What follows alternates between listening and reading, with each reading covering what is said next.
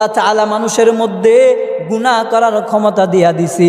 আল্লাহ তাআলা মানুষের মধ্যে নেক কাজ করার ক্ষমতাও আল্লাহ দিয়া দিছে। যেই বান্দারা গুনাহ করার পর আল্লাহ তাআলার কাছে গুনার জন্য ক্ষমা চায়, আল্লাহ তাআলা ওই বান্দাকে বড় দামি বানা দেয়। আল্লাহ সূরা আজ-জুমারের 53 নম্বর আয়াতের মাধ্যমে জানা দিলেন, কুল ইয়া ইবাদিয়াল্লাযীনা আসরাফু আলা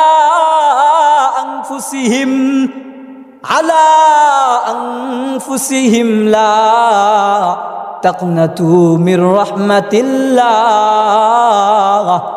আল্লাহ বলে, ও আমার গুনাহগার গোলাম, ইয়া ইবাদিয়াল্লাযীনা আসরাফু আলা আনফুসিহিম, যারা তোমরা নিজেদের নফসের উপরে বড় জুলুম করে ফেলছো, লা তাকনাতু মির রাহমাতিল্লাহ, তোমরা আমি রবের রহমত থেকে নিরাশ হয়ে যাইও না।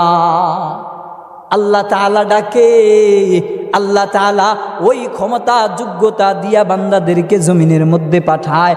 গুনাহ করার ক্ষমতাও তোমার আমার আছে, আবার গুনাহ থেকে তওবা করার ক্ষমতাও যোগ্যতাও আল্লাহ দিছে, যেই ক্ষমতা ফেরেশতাদের নাই। এই জন্য তো আমি বান্দার দাম ফেরেশতার চাইতেও বহু গুণে বেশি। আল্লাহ বলে, লা তাকনাতু মির রাহমাতিল্লাহ, আমার রহমত থেকে নিরাশ হয়ে যায় না, আমার কাছে ক্ষমা চাও, আমি আল্লাহ তোমাকে ওলিয়ে কামেল বানা দিব। তোমার গুনাহগুলো, তোমার 40 বছরের গুনাহ, তোমার 50 বছরের গুনাহ, তোমার 60 বছরের গুনাহ আমি আল্লাহ এক তওবার কারণে নিষ্পাপ শিশু বানা দিব। মদিনার নবী জানা দিলেন, কোন বান্দা যদি আল্লাহর কাছে তওবা করে কেমন দাম। মদিনার নবী বলে, আত-তাইবুজ যামবি কামাল্লা যামবা লাহু, গুনাহ থেকে তওবাকারী নিষ্পাপ ওই শিশুর মতো, যেই শিশু মাত্র মায়ের গর্ভ থেকে দুনিয়াতে আসলো।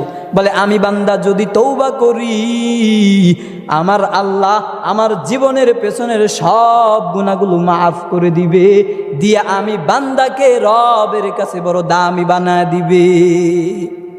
কেমন তওবা করেছিল ওই মূসা পয়গম্বরের উম্মত।